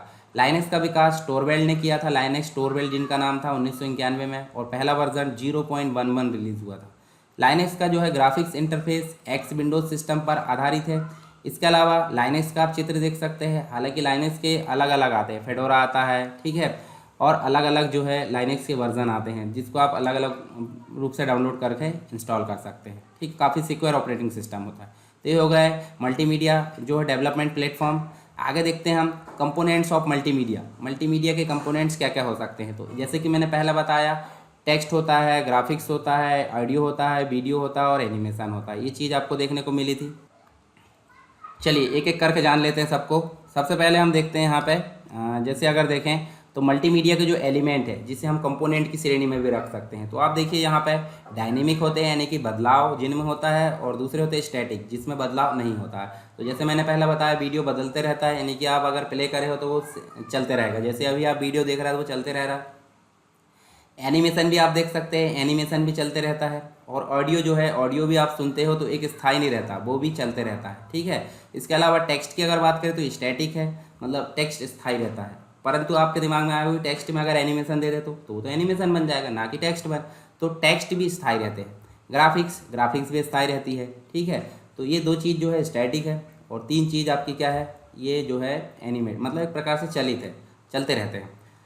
टेक्स्ट की बात करते हैं तो मैंने बताया हायरार्की में सबसे टॉप पर रहता है, उसके बाद बाकी चीज़ें यूज़ होती है। सबसे पुराने स्तर की अगर बात करें टेक्स्ट ही यूज़ होता था। टेक्स्ट को भी अलग अलग स्टाइल में हम कर सकते हैं, तो उनको हम आगे देखने वाले हैं। तो टेक्स्ट में अल्फ़ा न्यूमेरिक कैरेक्टर आते हैं। अब टेक्स्ट में अल्फ़ा न्यूमेरिक से मतलब एक तो ए से लेकर जेड तक आ जाते हैं, दूसरा 0 से लेकर 9 तक आते हैं। कुछ स्पेशल सिंबल भी समझ आएंगे, तो इनको हम टेक्स्ट की कैटेगरी में रखेंगे, जिनका प्रयोग सूचना को बनाने के लिए, मतलब कोई इन्फॉर्मेशन बनाना है तो हम टेक्स्ट का उपयोग करेंगे। टेक्स्ट ऐसी सूचना प्रदान करता है जिसका कोई अर्थ होता है। अर्थ मतलब आप पढ़ेंगे तो उसका अर्थ होता है। टेक्स्ट सबसे सरल डाटा है, यानी कि सबसे शुरू में इसका उपयोग होता था, कम स्टोरेज ये लेता है। सही फ़ॉन्ट स्टाइल का चुनाव इसमें करना होता है, फ़ॉन्ट का कलर का चुनाव करना होता है, फ़ॉन्ट का साइज़ कितना होना चाहिए, सारी चीज़ इसमें ध्यान देना होता है। डिज़ाइन में मल्टीमीडिया टेक्स्ट के गुणात्मक और परिमाणात्मक दोनों पहलू होते हैं। टेक्स्ट एडिटिंग सॉफ्टवेयर जैसे आप देखिए नोटपैड अगर देखें, वर्डपैड है, MS वर्ड है, ये सब टेक्स्ट एडिटिंग। टेक्स्ट जो टूल कंटेंट डेवलपमेंट होते हैं, टाइटल डेवलपमेंट होते हैं, फ़ोन पर डिज़ाइन के लिए भी उपलब्ध होते हैं। सारी चीज़ हम देख सकते हैं टेक्स्ट के अंतर्गत। चलिए टेक्स्ट के लिए हार्डवेयर की आवश्यकता देख लेते हैं। तो हार्डवेयर के लिए आप टाइप करोगे कि नहीं, तो कीबोर्ड होना चाहिए, ये जरूरी है। तो देखिए सबसे पहले देखते हैं टेक्स्ट प्रोसेसिंग के लिए निम्न हार्डवेयर होते हैं कौन कौन से। टेक्स्ट डाटा एंट्री के लिए कीबोर्ड जरूरी है। दूसरी चीज़ आपको देखिए ऑप्टिकल कैरेक्टर रिकॉग्निशन मैंने फंडामेंटल में पढ़ाया था, तो फंडामेंटल में आप जाएंगे तो ये चीज़ मिल जाएगी। तो ऑप्टिकल कैरेक्टर रीडर होना जरूरी, जो कि इनपुट डिवाइस का काम करता है, जो कि पिक्चर है, ग्राफिक्स है, टाइप किया हुआ टेक्स्ट है, या फिर लिखा हुआ टेक्स्ट, विभिन्न प्रकार के जो डॉक्यूमेंट उसको एक्सेस करने का काम करता है। इनपुट के लिए प्रयोग में आता है। मॉनिटर एक आउटपुट डिवाइस है, टेक्स्ट को दिखाने का काम करेगी। उसके बाद प्रिंटर भी एक आउटपुट डिवाइस है, जो कि एक प्रकार से प्रिंट करने का काम करेगी। इसके अलावा टेक्स्ट के लिए सॉफ्टवेयर की रिक्वायरमेंट क्या क्या होगी। तो देखिए टेक्स्ट प्रोसेसिंग की क्षमता जिसमें होती है वो टेक्स्ट मतलब एक प्रकार से यहाँ जो है सॉफ्टवेयर की आवश्यकता होगी। टेक्स्ट एडिटिंग तो देखिए वर्ड प्रोसेसिंग पैकेज होना चाहिए। जैसे आप MS वर्ड को भी वर्ड प्रोसेसिंग पैकेज के रूप में देख सकते हैं। नोटपैड हो गया, वर्डपैड हो गया, फिर MS वर्ड हो गया, ये सब टेक्स्ट की एडिटिंग कर सकते हैं, ठीक है। जो कि टेक्स्ट को टाइप करने, एडिट करने, स्पेलिंग सुधार करने, या फिर आप जो है फॉर्मेटिंग करने, सेव करने, सारी चीज़ का काम करता है। फ़ॉन्ट स्टाइल मैनेज हो जाती है कैसे, देखिए पैराग्राफ स्टाइलिंग होती है, कैरेक्टर स्टाइलिंग जैसे बोल्ड स्टाइलिंग, अंडरलाइन आप कर सकते हैं, फ़ॉन्ट फैमिली का चुनाव आप कर सकते हैं, साइज चेंज कर सकते हैं, लोकेशन देखिए रिलेटिव लोकेशन। न्यूज़पेपर में हम देखें तो स्टाइल हमको देखिए स्टाइल का कॉम्बिनेशन होता है, या फिर एडवर्टाइजमेंट की बात करें तो वहाँ भी आपको स्टाइल का कॉम्बिनेशन देखने को मिलता है, ठीक है। चलिए आगे देखें। टेक्स्ट को सर्च, वर्ड प्रोसेसर में आप जो है टेक्स्ट को सर्च कर सकते हैं फाइंड के माध्यम से, और उसमें आप बदलाव भी कर सकते हैं, किसी विशेष टेक्स्ट को हाईलाइट कर सकते हैं, उसमें आप चेंजेस कर सकते हैं। तो अलग अलग चीज़ की जो सर्चिंग है वो आप यहाँ पे देख सकते हैं, किसमें, टेक्स्ट एडिटिंग सॉफ्टवेयर में। टेक्स्ट को इंपोर्ट कर सकते हैं, यानी कि आप किसी एमएस वर्ड में टेक्स्ट बनाए उसको दूसरे एप्लीकेशन में भेज सकते हैं, या किसी दूसरे एप्लीकेशन से फाइल को इंपोर्ट करके अपने एमएस वर्ड में ला सकते हैं। तो टेक्स्ट की इंपोर्टिंग और एक्सपोर्टिंग भी आप कर सकते हो। अब बात करते हैं ग्राफिक्स की। तो ग्राफिक्स है क्या? ग्राफिक्स का मतलब होता है एक पिक्चर। ठीक है, चलिए ग्राफिक्स हम देखते हैं, एक कंप्यूटर की मदद से पिक्चर बनाना। ग्राफिक्स का मतलब क्या है? कंप्यूटर की मदद से पिक्चर बनाना अलग अलग प्रकार से होती है। इसको प्रस्तुत भी किया जा सकता है, यानी कि शो किया जाएगा, उसमें एडिटिंग यानी सुधार भी किया जाएगा, उसको प्रदर्शित किया जाएगा। ये सारी चीज़ जो होती है किसके माध्यम से? ग्राफिक्स के माध्यम से ही होती है। यहाँ देखिए ग्राफिक्स में जो है हम देखें तो यहाँ देखिए ग्राफिक्स मल्टीमीडिया के एक महत्वपूर्ण कंपोनेंट है। मैंने जैसे बताया था आपको, टेक्स्ट जो है 1000 शब्दों का एक ही पिक्चर जो है काम कर देती है। मतलब एक जो है ग्राफिक्स बना दे कार्टून टाइप की, और उसको आप दर्शा दे तो आप सामने वाला जो है ऑटोमेटिक उसका अर्थ समझ जाएगा। वही चीज़ आपको समझाने के लिए 1000 शब्द लिखना पड़ेगा। तो काफ़ी महत्वपूर्ण कंपोनेंट होता है, जिसके द्वारा हम जो इन्फॉर्मेशन है वीडियो के रूप में प्रदर्शित करते हैं। यानी कि चित्र जो होता है चलचित्र बन जाता है, वो वीडियो बन जाता है। जैसे उदाहरण के लिए बच्चों को मल्टीमीडिया द्वारा एजुकेशन देना, ठीक है, चित्र के माध्यम से। अब छोटे बच्चे हैं, उनको बोलकर समझाने की अपेक्षा हम जो है एक चार्ट रख देते हैं और उनको दिखा कर, जैसे ए फॉर एप्पल, एप्पल दिखाएंगे तो ऑटोमेटिक वो समझ जाएगा ए है। तो इस प्रकार छोटे बच्चों को एजुकेट करने के लिए हम जो है मल्टीमीडिया का उपयोग करते हैं, वो भी ग्राफिक्स के माध्यम से। ठीक है, इसके अलावा देखिए छोटे बच्चे जो है टेक्स्ट कॉन्सेप्ट समझ नहीं पाते, एक घोड़े की फोटोग्राफ के माध्यम से भी हम बच्चों को समझा सकते हैं, यानी कि एप्लीकेशन जो कि छोटे बच्चों को शिक्षित करने के लिए बनाया जाता है। देखिए विवरण के साथ में, मतलब एक ग्राफिक्स के माध्यम से बच्चों को ज़्यादा अच्छे से समझ में आता है। ग्राफिक्स की अपनी एक महत्वपूर्ण भूमिका होती है। जैसे देखिए यहाँ देखिए बच्चों को समझाने के लिए हम इस प्रकार के चार्ट का उपयोग करते हैं। जैसे ए फॉर एप्पल, एप्पल बोलेंगे तो ए उसको याद रहेगा। देखिए बी फॉर बॉल, उसको याद रहेगा। ठीक है, उसके बाद देखिए बी फॉर बनाना भी आप देख सकते हैं। सी फॉर कैट आप देख सकते हैं। तो इस प्रकार से आपने पढ़ा होगा इस प्रकार से। तो ये ग्राफिक्स है, किसके माध्यम, मतलब किसके लिए उपयोग होती है? एजुकेट करने के लिए। तो ग्राफिक्स काफ़ी इंपॉर्टेंट होती है। अब ग्राफिक्स दो प्रकार की होती है, टाइप्स ऑफ ग्राफिक्स। एक तो लाइन ड्राइंग होती है और एक इमेज होती है। लाइन ड्राइंग से मतलब क्या होता है? जिसको हम बनाते हैं, जैसे मान लीजिए हमने बनाए, ये देखिए इस प्रकार से हमने बनाए, ये देखिए अगर इसी प्रकार से हम बनाते हैं पेंसिल से या कुछ चीज़ से, कंप्यूटर के माध्यम से, कोई भी चीज़ से, तो ये लाइन ड्राइंग हो गई। कोई भी हमने इस प्रकार बनाया स्माइली, ठीक है, इस प्रकार से, ये देखिए ये इस प्रकार से, तो ये हो गया स्माइली।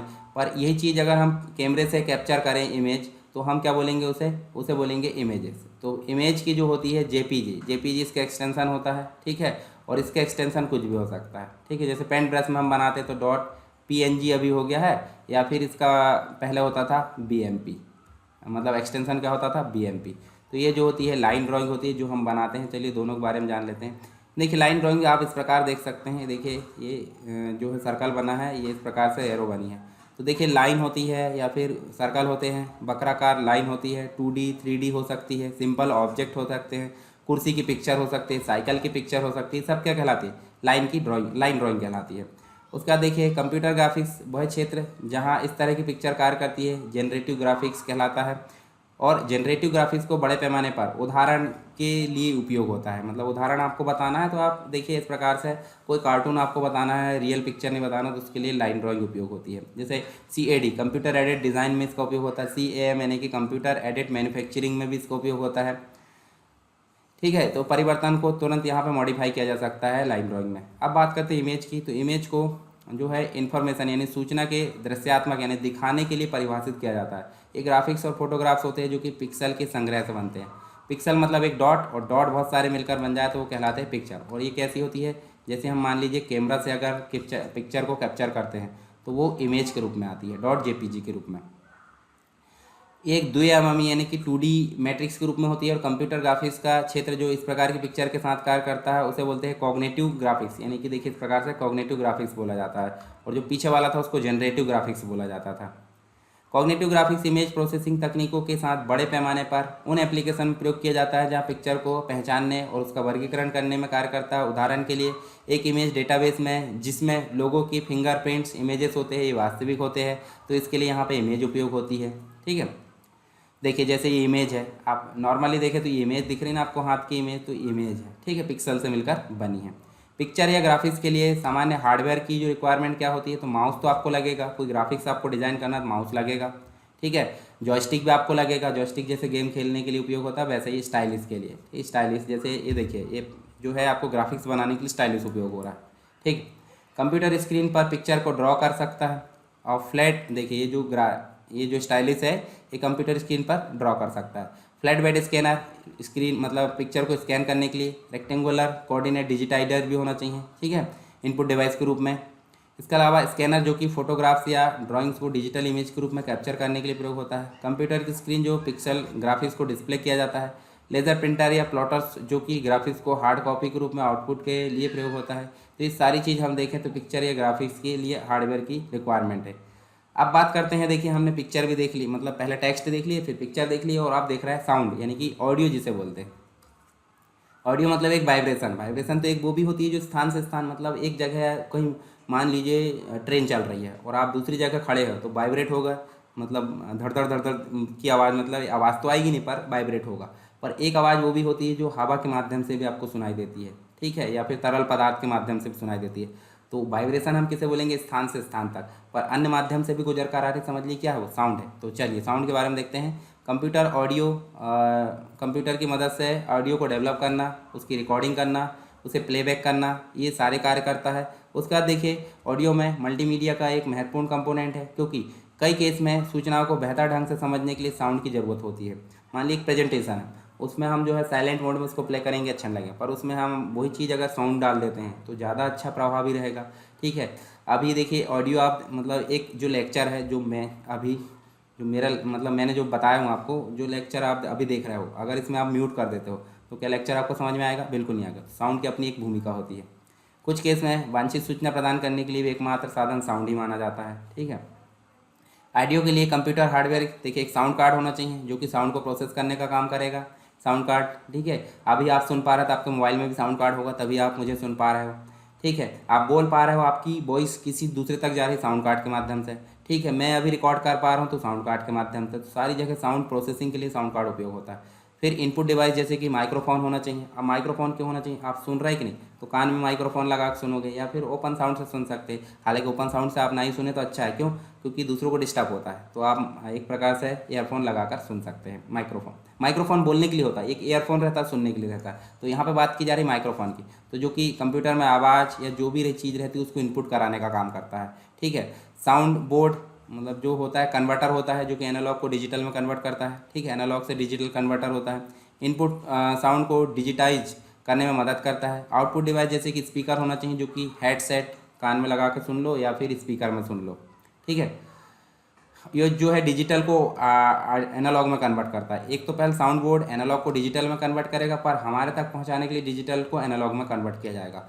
फिर साउंड को डिजिटल से एनालॉग कन्वर्ट करने में ये मदद करता है जो कि स्पीकर हेडसेट होता है। साउंड एडिटर या साउंड क्लिपिंग होती है जिसमें साउंड को एडिट, कट और पेस्ट किया जा सकता है, स्पेशल इफेक्ट डाले जा सकते हैं, ठीक है। जैसे वर्चुअल डीजे आपने सुना होगा, जो डीजे बजाने के लिए उपयोग होता है। चलिए वीडियो की बात करते हैं। तो वीडियो में आप देखें, कंप्यूटर वीडियो इमेजेस की सीक्वेंस की रिकॉर्डिंग और डिस्प्ले के साथ काम करता है। प्रत्येक अलग अलग इमेज को सीक्वेंस में होती है, मतलब ढेर सारी इमेज एक साथ रख दे और उसको एक प्ले कर दे तो क्या कहलाएगा वो वीडियो, चलचित्र। एक jerk free motion, jerk free मतलब हचाक करके नहीं आता कि जैसे आप सीढ़ी से कहीं उचक रहे हैं या फिर आप ब्रेकर से कूद रहे हैं तो हचाक करके होगा गाड़ी, पर आप सीधे चल रहे हैं बिना ब्रेकर के तो क्या हो रहा है वो बिना जर्क के आगे चल रहा हो तो वो क्या कहलाएगा, वो वीडियो कहलाएगा, ठीक है। पर जर्क आ रहा तो वीडियो नहीं कहलाएगा। प्रति सेकंड 25 से 30 फ्रेम डिस्प्ले किए जाने की क्षमता होती है। तो ये जो होते हैं मल्टीमीडिया एक महत्वपूर्ण कंपोनेंट है मल्टीमीडिया का जो वीडियो है, क्योंकि उस कॉन्सेप्ट को दर्शाने में बहुत उपयोगी होता है। मूवमेंट गति इसमें शामिल होती है। जैसे देखिए प्ले हो रहा है तो यहाँ पर जो है वीडियो आप देख सकते हैं, वीडियो आपको समझाने की जरूरत नहीं, वीडियो आप देख ही रहे हो, ठीक है। चलिए आगे चलते हैं। यहाँ पे हम जैसे हमने वीडियो के बारे में देखे, अब वीडियो के लिए जो हार्डवेयर होते हैं उसके लिए क्या ज़रूरी है। तो सबसे पहली बात होती है वीडियो को कैप्चर करने के लिए क्या होना चाहिए, हार्डवेयर। सबसे पहला कैमरा होना चाहिए जो कि वीडियो कैमरा होना चाहिए जिससे कि वीडियो बनाए जा सकते हैं। आपके मोबाइल में वीडियो कैमरा रहता ही है, फ़ोटो और वीडियो दोनों कंबाइन रहते हैं। एक वीडियो कैमरा भी आप अलग से देख सकते हैं। वीडियो मॉनिटर, जिस पर वीडियो डाटा डिस्प्ले किया जा सकता है, जैसे स्क्रीन है, उसका उपयोग आप कर सकते हैं। एक वीडियो बोर्ड होना चाहिए जो कि एनालॉग को डिजिटल में और डिजिटल को एनालॉग में दोनों में कन्वर्ट कर सके।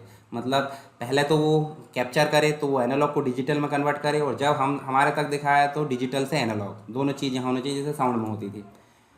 वीडियो सिग्नल के जो है एनालॉग से डिजिटल और डिजिटल से एनालॉग कन्वर्जन के मूल कार्यों के साथ साथ एक वीडियो बोर्ड में वीडियो कैमरा, वीडियो मॉनिटर भी जो कनेक्शन होना चाहिए। वीडियो एडिटर्स वीडियो सीक्वेंस को कट पेस्ट करने के लिए यहाँ पे मतलब बहुत सारे इफेक्ट इसमें ऐड कर सकते हैं, वीडियो सीक्वेंस का जो है वो तैयार कर सकते हैं। देखिए ये हो गया एनिमेशन। तो एनिमेशन आप समझ सकते हैं, एनिमेशन मतलब देखिए इस प्रकार से आप GIF फाइल देख सकते हैं। तो एनिमेशन शब्द किसी तरह के दृश्यात्मक मूवमेंट इफेक्ट होते हैं जो कि स्वतः ही चलते रहते हैं, अर्थात बिना किसी मैनुअल यूज़र इंटरेक्शन के। हम कुछ भी नहीं कर रहा और वो ऑटोमेटिक चल रहा है, तो मतलब क्या है, वो एक प्रकार का डायनेमिक है। और डायनेमिक मतलब मल्टीमीडिया का एक एलिमेंट है जिसे हम एनिमेशन बोलते हैं। तो एनिमेशन ऑब्जेक्ट को डायनेमिक मूवमेंट प्रदान करते हैं जो कि ग्राफिक्स नहीं कर पाते। उदाहरण के लिए हवा में उड़ती एक चिड़िया को दिखाना है तो वो क्या कहलाएगा, एक प्रकार से ग्राफिक्स, मतलब एक प्रकार से ग्राफिक इसकी एक सिर्फ डिजिटल फोटोग्राफ दे सकती है, पर उसी को हम चलते हुए दिखाना चाहते हैं तो उसको एनिमेटेड कर देंगे। ठीक है, तो एनिमेशन आप समझ गए होंगे, आप इसको पढ़ लेना। चलिए एनिमेशन के लिए हार्डवेयर हम देख लेते हैं। हार्डवेयर क्या होना चाहिए, इमेज जनरेशन टूल होना चाहिए, और device scanner, digital camera, video capturing board होना चाहिए जो कि स्टैंडर्ड वीडियो सोर्स जैसे कि video camera, video cassette recorder होना चाहिए, VCR जिसे बोलते हैं, आपने सुना भी होगा बचपन में। इंटरफेस्ड होना चाहिए के साथ, और इसका प्रयोग एनिमेशन में प्रयोग की जाने वाली इमेजेस बनाने में किया जाता है। कंप्यूटर का मॉनिटर होना चाहिए जो कि डिस्प्ले कराया जा सके, मॉनिटर तो हर जगह लगेगा। ठीक है, इसके साथ ही मल्टीमीडिया कंप्यूटर सिस्टम भी जो कि एनिमेशन को हैंडल करने में सक्षम हो। ठीक है, और एक ग्राफिक्स एक्सेलरेटर बोर्ड की आवश्यकता पड़ सकती है जो डिस्प्ले ना केवल कलर और रेजोल्यूशन को कंट्रोल करता है बल्कि रिफ्रेश रेट को भी सेटअप करता है। रिफ्रेश रेट का मतलब होता है कितनी देर में एक इमेज दूसरी इमेज से कन्वर्ट हो रही है। ठीक है, चलिए ये तो हमने सारी चीज़ें देख ली है। अब मल्टीमीडिया से रिलेटेड हार्डवेयर और सॉफ्टवेयर की रिक्वायरमेंट हम देख लेते हैं। ठीक है, उसके बाद हम बाकी चीज़ें जो है बाद में देखेंगे। मल्टीमीडिया हार्डवेयर और सॉफ्टवेयर रिक्वायरमेंट। मल्टीमीडिया से रिलेटेड काम करने के लिए सबसे पहले हार्डवेयर रिक्वायरमेंट देख लेते हैं, क्या क्या चीज़ आपके होना चाहिए, यानी कि CPU, कीबोर्ड, मॉनिटर क्या क्या होना चाहिए, किस प्रकार के होना चाहिए, फिर सॉफ्टवेयर कौन कौन से होना चाहिए। तो सबसे पहले देखिए यहाँ मैं दिखा देता हूँ आपको। CPU होना चाहिए, ठीक है, Pentium 4 से लेकर अपग्रेडेड वाला। मॉनिटर SVGA होना चाहिए। वीडियो कैप्चर कार्ड होना चाहिए जिससे कि वीडियो कैप्चर किया जा सके। कंप्यूटर आउटपुट माइक्रोफिल्म होना चाहिए, ठीक है, आउटपुट डिवाइस एक प्रकार की। ईयरफोन होना चाहिए जिससे आप सुना जा सके। साउंड कार्ड एंड स्पीकर होना चाहिए साउंड को प्रोड्यूस करने के लिए, प्रोसेस करने के लिए। वॉइस आउटपुट डिवाइस होना चाहिए जिससे स्पीकर में आउटपुट आ सके। फिल्म रिकॉर्डर होना चाहिए। प्रोजेक्टर होना चाहिए। प्रोजेक्टर अलग अलग प्रकार के जो कि डिस्प्ले कराने का काम आते हैं। DVD होना चाहिए स्टोरेज के लिए। फोटो CD होना चाहिए। चलिए एक एक करके जान लेते हैं। सबसे पहले CPU की बात करें तो कंप्यूटर का दिमाग होता है CPU, जो कि प्रोसेसिंग करने का काम आता है, और यहाँ Pentium 4 मतलब सिंक्रोनाइजेशन और प्रोसेसिंग के काम आता है, और Pentium 4 से ऊपर होना चाहिए। मॉनिटर जो कि PC में SVGA super video graphics array ये होना चाहिए, इससे ऊपर का होना चाहिए। ठीक है, अल्ट्रा वीडियो ग्राफिक्स भी अभी देखने को मिलता है, बहुत रेजोल्यूशन। अच्छा मुझे बताइए आपके कंप्यूटर सिस्टम या आपके मोबाइल में कितना रेजोल्यूशन है।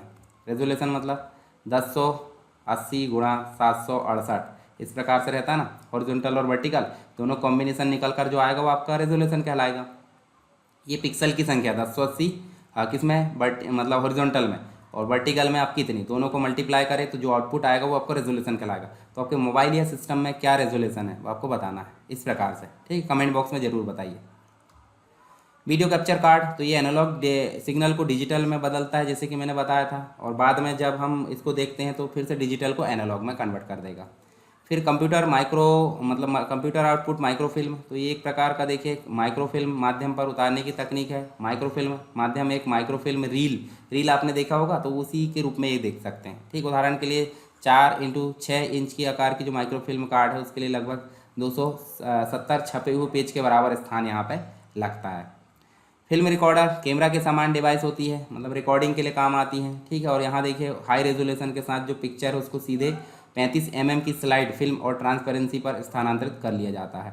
आगे देखिए वॉइस आउटपुट डिवाइस क्या काम करती है, तो टेलीफोन पर नंबर मिलाने पर जब व्यस्त होती है, मतलब कभी कभी जो टेलीफोन पर नंबर मिलाने पर लाइन व्यस्त होती है तो आपको एक आवाज़ सुनाई देती है, इस मार्ग की सभी लाइनें व्यस्त है, कृपया थोड़ी देर बाद डायल करें। तो इसे ये बोलते हैं वॉइस आउटपुट डिवाइस, मतलब एक प्रकार से यह संदेश वॉइस आउटपुट डिवाइस की सहायता से हमें सुनाई देता है। मतलब जब सामने वाली लाइन बिजी है तो हमको भी मैसेज सुनाई देगा, किसके माध्यम से, वॉइस आउटपुट डिवाइस के माध्यम से। जैसे कंप्यूटराइज आवाज़ का जो उपयोग है हवाई अड्डे में किया जाता है, रेलवे स्टेशन पर जो मतलब जो भी यात्री रहते हैं उनके लिए किया जाता है। कंप्यूटर में सैकड़ों शब्दों को उच्चारण करके शब्द भंडार स्टोर किया जाता है, जो कि इस प्रकार से उपयोग किया जाता है। अब साउंड कार्ड और स्पीकर क्या काम करते हैं? साउंड कार्ड प्रोसेसिंग करने का काम करता है, साउंड का आउटपुट प्रदान करने का काम करता है, और कंप्यूटर पर गाना सुनने, फिल्म देखने या गेम्स खेलने के लिए साउंड कार्ड की आवश्यकता पड़ती है। और यहाँ देखिए, आप देख सकते हैं सभी साउंड कार्ड जो है मिडी मतलब म्यूजिकल इंस्ट्रूमेंट डिजिटल इंटरफेस इसका पूरा नाम है, और ये संगीत यानी म्यूज़िक को इलेक्ट्रॉनिक रूप में व्यक्त करने के लिए एक प्रकार का स्टैंडर्ड है। इसके अतिरिक्त यहाँ अधिकतर साउंड कार्ड साउंड ब्लास्टर संगत होते हैं, यानी कि उससे लगे होते हैं, और यह साउंड ब्लास्टर कार्ड के लिए लिखे गए निर्देशों पर प्रक्रिया कर सकते हैं। पर्सनल कंप्यूटर साउंड के लिए वास्तविक मानक होता है। अब ईयरफोन आपको पता होगा, ईयरफोन क्या काम करता है? हमारे द्वारा जो साउंड मतलब सिस्टम के द्वारा जो साउंड जनरेट होता है उसको सुनने का काम करता है। कौन? ये ईयरफोन। ठीक है, ईयरफोन को ईयरबड्स भी बोला जाता है। ठीक है, आप देख सकते हैं इस प्रकार से, देखिए इस प्रकार छोटे छोटे आप दिखाता हूँ मैं ईयरबड्स, ये देखिए, ये देख सकते हैं आप, जो कि कान में इस प्रकार से लगा सकते हैं। ठीक है, और ये जो है साउंड, और एक जो होता है नेक बैंड भी होता है, या फिर ईयरफोन भी होता है, या फिर बड़े वाले हेडसेट भी होते हैं, सब जो है इस कैटेगरी में आते हैं, जो कि साउंड को सुनने का काम करते हैं। ठीक है, जिसके अंतर्गत देखिए चैटिंग, टेलीफोन कॉल, इन सभी का उपयोग हम कर सकते हैं। प्रोजेक्टर होता है जो कि डिस्प्ले का काम करता है, चित्र या जो चीज़ें होती है उसको दीवार पर प्रोजेक्शन करने का काम करता है। वीडियो प्रोजेक्टर होता है, मूवी प्रोजेक्टर होता है, और स्लाइड प्रोजेक्टर होता है। सभी प्रोजेक्टर अलग अलग काम करते हैं। चलिए आगे चलते हैं। डीवीडी होती है, डीवीडी 4.7 GB की होती है, डबल साइडेड में 17 GB का डाटा स्टोर कर सकती है। स्टोरेज के लिए इसका उपयोग होता है। इनपुट आउटपुट डिवाइसेस, कीबोर्ड और माउस की ज़रूरत पड़ती है यहाँ पे। फोटो सीडी, कंप्रेस्ड रूप से फोटोज को सुरक्षित करने के लिए सीडी का उपयोग किया जाता है। अब सॉफ्टवेयर की रिक्वायरमेंट देख लेते हैं। सॉफ्टवेयर की रिक्वायरमेंट देखते हैं हम। देखिए मल्टीमीडिया के लिए, हार्डवेयर के लिए अच्छे सॉफ्टवेयर होने चाहिए, मतलब हार्डवेयर है अच्छा तो उसके लिए सॉफ्टवेयर भी अच्छे होने चाहिए। तो 3 प्रकार से ऑपरेटिंग सिस्टम, जिसके अंतर्गत विंडोज़ मुख्य रूप से है, और लाइनक्स, इनका उपयोग हम कर सकते हैं। हालांकि जो मैक है, मैक ऑपरेटिंग सिस्टम जो कि एप्पल में चलता है, उसका उपयोग भी हम कर सकते हैं आप ऑपरेटिंग सिस्टम के रूप में। मल्टीमीडिया फाइल को देखने, जैसे आप वीडियो देख रहे हो तो वीडियो देख रहे हो उसके लिए VLC प्लेयर लगेगा, म्यूजिक सुन रहे हैं म्यूजिक प्लेयर लगेगा, फोटो देख रहा है फोटो के लिए पिकासा या फिर अन्य कोई सॉफ्टवेयर लगेगा। मल्टीमीडिया फाइल को बनाने के लिए पावर पॉइंट बना सकते हैं आप, फोटोशॉप से बना सकते हैं, फिल्मोरा से आप एनिमेशन बना सकते हैं, वीडियो कैमटेसिया, ये सब सॉफ्टवेयर उपयोग होते हैं मल्टीमीडिया फाइल को बनाने के लिए। ठीक है, आई होप ये चीज़ें आपको क्लियर हो गई होगी। ऑपरेटिंग सिस्टम आप समझ सकते हैं। ठीक, ऑपरेटिंग सिस्टम के अंतर्गत मैंने बता दिया था, आप समझ गए होंगे, विंडोज़ है, लाइनक्स है, एंड्रॉयड है, मैक OS, ये सारी चीज़ें विशेष रूप से ध्यान दी जाती है।